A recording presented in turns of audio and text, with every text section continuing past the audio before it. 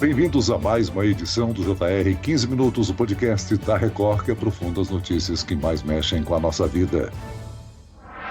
Curtidas, comentários, filtros, melhores ângulos. As redes sociais têm cada vez mais desempenhado papel significativo na vida das pessoas, proporcionando conteúdos para todos os gostos e quebrando barreiras geográficas. Porém, há um lado negativo na relação entre as plataformas e a saúde mental. Tanta exposição pode ser perigosa. Comparações, autocobrança e distorção de imagem são alguns dos efeitos prolongados. Quais as armadilhas escondidas numa tela de computador ou celular? Por que as redes sociais podem impulsionar autocobrança e busca por perfeição? E como agir para evitar o uso excessivo dessas ferramentas? O JR 15 Minutos discute essas e outras dúvidas com a médica psiquiatra Jéssica Martani. Bem-vinda ao nosso podcast, doutora. Muito obrigada pelo convite. Uma honra.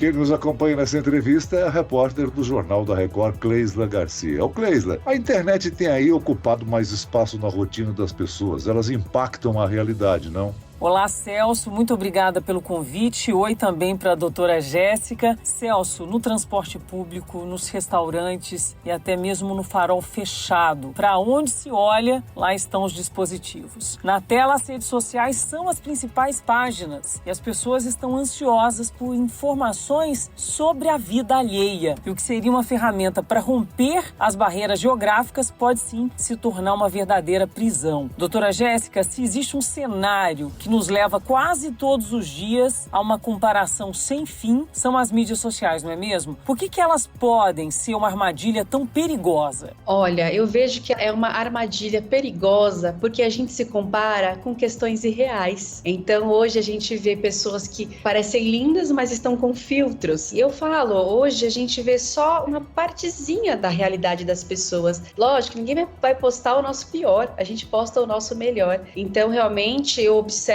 principalmente os jovens, eles perderam a noção do que é a realidade. Então as pessoas acham que o normal é estar sempre bem, estar sempre bonito, que o normal é atingir níveis de padrão de sucesso que são inalcançáveis. Então hoje eu vejo muitos adolescentes que eles chegam no meu consultório falando, nossa, eu não tô bem. E quando a gente vai mais a fundo para entender esse não estar bem, são os mal-estares normais da nossa vida. É normal sentir frustração, é normal a gente se sentir angustiado e triste. Então hoje as pessoas perderam o parâmetro do que é a realidade e a gente se compara com questões irreais e isso traz muita tristeza. Ou seja, as pessoas criam uma dupla identidade. Muito interessante isso que você falou, Celso, porque hoje a gente fala muito sobre a hipersonalidade, que é a personalidade virtual. Inclusive, atendo até pessoas que são streamers, que são dessa parte de rede social, e elas têm muita crise em relação a essa questão da identidade. Nossa, doutora, eu não sei quem que eu sou, porque quando eu gravo eu sou super alegre, eu sou super comediante, mas na minha vida real eu não sou assim, então eu já não sei mais quem eu sou. Então, é algo que a gente tem discutido muito também sobre isso, quanto que isso tem deixado as pessoas em crise de identidade, inclusive. Ou seja, a sociedade não entende que uma rede social é apenas um recorte de suas vidas, né? Onde os usuários costumam divulgar as melhores partes. Ou seja, a vida social e a vida online de um indivíduo, na maioria das vezes, têm suas diferenças. É isso mesmo, são as vidas editadas, então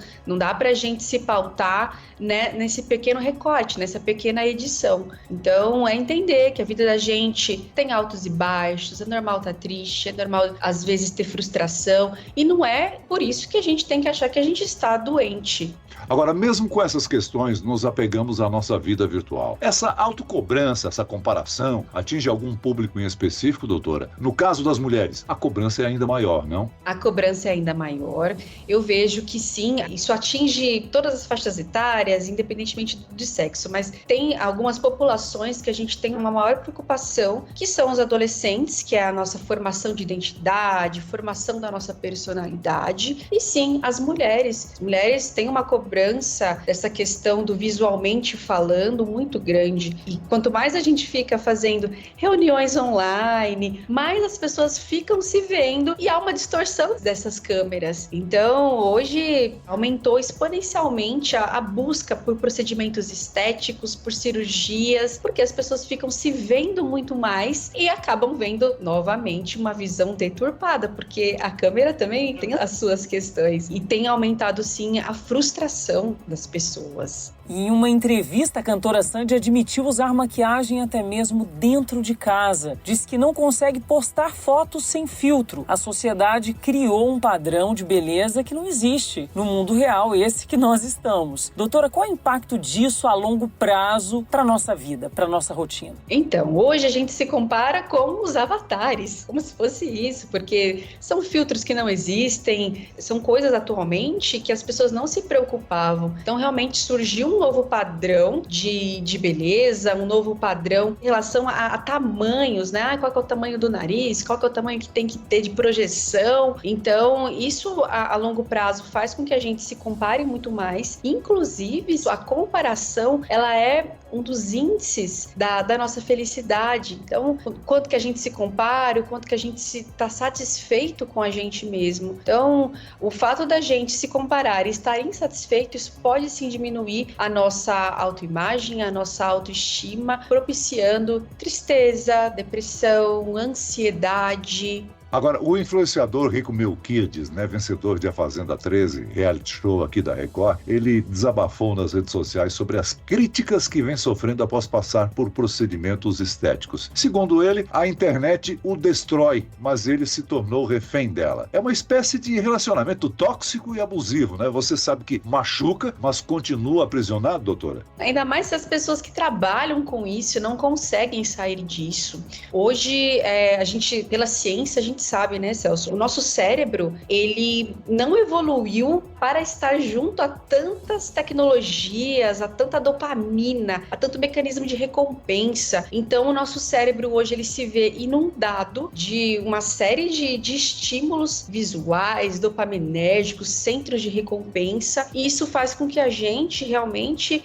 sinta-se mais frustrado, sinta-se mais cansado, alterações de sono, dores de cabeça, sensação de tristeza e muita alteração de foco e atenção. Então, as pessoas que trabalham com isso têm maior alteração de foco, maior alteração de atenção, e por a gente estar nesse mundo no qual todo mundo pode comentar sobre a nossa vida, de fato, isso traz aí uma maior tristeza, porque hoje as pessoas não têm filtro na internet. Pessoalmente, as pessoas não criticam da mesma forma, e uma crítica, ela dói muito mais do que... A pessoa pode ter um monte de elogio, mas a crítica é o que vai pegar, até mesmo por causa da nossa evolução. Nós evoluímos, e essa parte de ter essa projeção, de ter essa validação do outro é muito importante, por isso que uma crítica dói muito mais. É incrível, né? Porque a gente tem noticiado aí vários influencers, vários blogueiros ou blogueiras, né? Que vão em busca do sucesso, de audiência, de likes, né? Chegam a faturar milhões e de repente perde um tempo porque cansaram ou estão oprimidos pelas redes sociais. É uma opressão muito grande, porque, como eu disse, o nosso cérebro, ele não está projetado para isso. Então,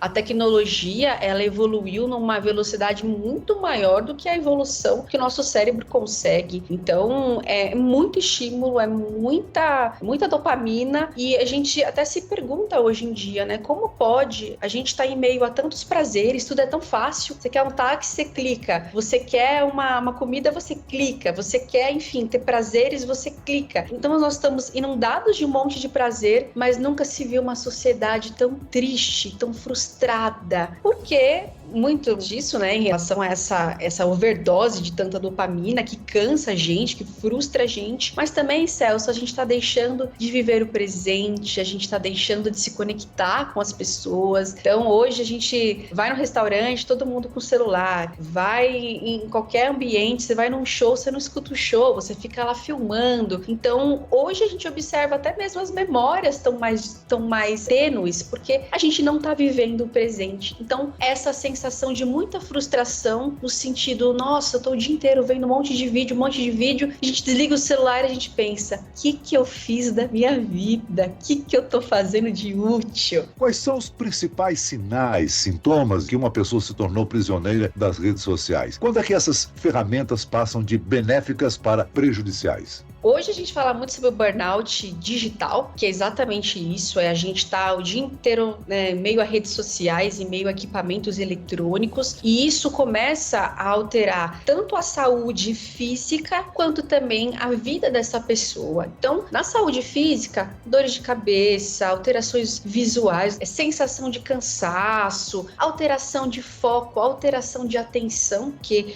os vídeos hoje em dia são muito curtos, são muito estimulantes, então a gente tem dificuldade de ler um livro, tem dificuldade de assistir uma aula mais prolongada, tem dificuldade de ouvir os familiares da gente, porque a gente não tá com a cabeça nesse mundo, a gente tá, né, é o WhatsApp, é isso, é aquilo. Então, essas são as alterações físicas, além do mais, Celso, muita alteração do ciclo sono-vigília. Então, as pessoas com o celular, elas têm o que a gente chama de luz azul. Essa luz azul, os nossos centros, né, visuais, eles acabam confundindo, eles acham que é dia. Então a pessoa começa a ter alteração aí no sono, não consegue dormir direito, ansiedade. E a gente observa também alterações no nosso meio ambiente. Então a pessoa não tem foco, não tem atenção, a pessoa ela só quer ficar o tempo todo no celular, não quer fazer outras coisas, e a pessoa ela sente muita frustração com isso. Então é aí que a gente começa a notar que é um vício. Quando a pessoa ela tá triste, ela quer fazer outra coisa, mas ela não consegue sair disso. E aí que a gente fala dos vícios da tecnologia. Agora, o governo de São Paulo, doutora, bloqueou o acesso a redes sociais pela internet, Wi-Fi e cabeada em ambientes escolares. Já no Rio de Janeiro, a prefeitura da cidade tomou uma decisão mais radical e emitiu um decreto proibindo o uso de celulares em escolas públicas municipais, inclusive durante o intervalo. O uso excessivo dos aparelhos pode atrapalhar aí a concentração das crianças. Essas medidas são eficazes para moderar o uso dos aparelhos? Celso, eu aprovo, eu acho bem interessante, até mesmo do ponto de vista neurológico, neuroquímico. O ideal é realmente a gente tirar elas das telinhas o mais prolongado possível, vamos dizer assim, né? A gente evitar o uso, né, desses aparelhos, porque realmente, se você for comparar uma aula de lousa, de sala de aula, com o vídeo de TikTok, que é 1 minuto, 30 segundos. Realmente, o mundo real perde para o mundo virtual, no quesito de sinais de recompensa, dopamina. Então, é bem importante colocar essas crianças no mundo real e que elas consigam ter essa atenção continuada e estimule esses centros de atenção, porque senão fica muito difícil mesmo. Doutora, e o que o usuário deve fazer ao notar que está dependente ou até mesmo incomodado com a relação que tem com as redes sociais e com a internet? Primeiro ponto é a gente começar a estruturar o tempo de uso. Então, vamos parar um pouco, vamos só entrar de tal hora a tal hora. Fazer outra técnica legal é se incluir mais no mundo real. Então, exercícios físicos, atividades de cunho social, interação social, buscar outros prazeres no mundo real também. Isso vai dar uma sensação maior de plenitude nessa pessoa, porque a pessoa está vivendo esse mundo. E agora, em último caso, a pessoa sentir que nossa, eu não consigo sair do videogame, eu não consigo sair do celular, eu não tô conseguindo trabalhar, não tô conseguindo interagir com as pessoas. Aí vale a pena, sim, uma busca de um profissional responsável, um psicólogo e um médico psiquiatra. A gente vai conseguir, sim, fazer as devidas orientações de como lidar com as dependências tecnológicas. Ou seja, tudo que é em excesso acaba provocando mal-estar, né? É bom a gente salientar isso. Não é abdicar de tudo, mas saber usar equilibradamente. Como diz aí a frase, né? A diferença entre o remédio e o veneno é a dose. Então, tecnologia, se usada corretamente, ela é um remédio, ela ajuda, ela deixa prático, mas se usada de maneira excessiva, acaba sendo um veneno para nossa mente, para nossa vida, para nossas relações, para nossa alma. Então, assim, é realmente encontrar o equilíbrio. Muito bem, nós chegamos ao fim desta edição do 15 Minutos. Eu quero aqui agradecer a participação e as informações da médica psiquiatra Jéssica Martani. Muito obrigado, doutora. Muito obrigada, Celso, uma grande honra. Eu agradeço também a presença da repórter do Jornal da Record, Cleisla Garcia. Obrigado, Cleisla. Celso, eu é que te agradeço mais uma vez e também a presença da doutora Jéssica. Muito obrigada, até a próxima. Esse podcast contou com a produção de David Bezerra e dos estagiários Fernando Russo e Isabela Santos. Sonoplastia de Marcos Vinícius, coordenação de conteúdo Edivaldo Nunes e Deni Almeida, direção editorial Tiago Contreira, vice-presidente de jornalismo Antônio Guerreiro. Você pode acompanhar o JR 15 Minutos no portal r7.com, nas redes sociais do Jornal da Record e nas principais plataformas de streaming. Eu, Celso Freitas, te aguardo no próximo episódio. Até amanhã.